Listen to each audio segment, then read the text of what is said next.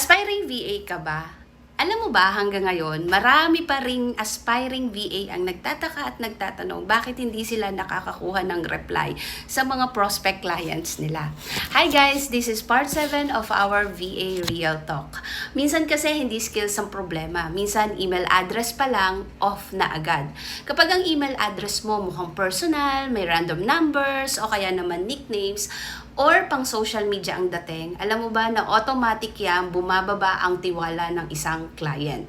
Bakit? Kasi ang email ang unang professional identity mo bilang isang BA.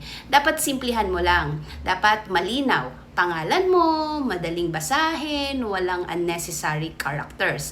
Ang halimbawa nito ay first name dot last name at o kaya naman first name dot va at. Hindi kailangan maging bongga. Kailangan maging professional at trustworthy ang email address mo. At ito ang tandaan mo, isa pa. Maraming clients ang gumagamit ng email filters. Kapag mukhang spam or fake ang email mo, hindi ka talaga makakarating sa inbox nila. Kaya bago ka mag-apply, ayusin mo muna yon kasi yun ang isa sa mga kailangan mo bilang aspiring VA. At kung hindi ka sure kung ano ang tamang format, ano ang okay gamitin, at paano gumawa ng VA-ready email, yan ang isa sa tinuturo namin sa step-by-step sa group session namin, which is only 599 pesos. At hindi lang yon, guided ka pa. Tapos marami ka pang resources na makukuha.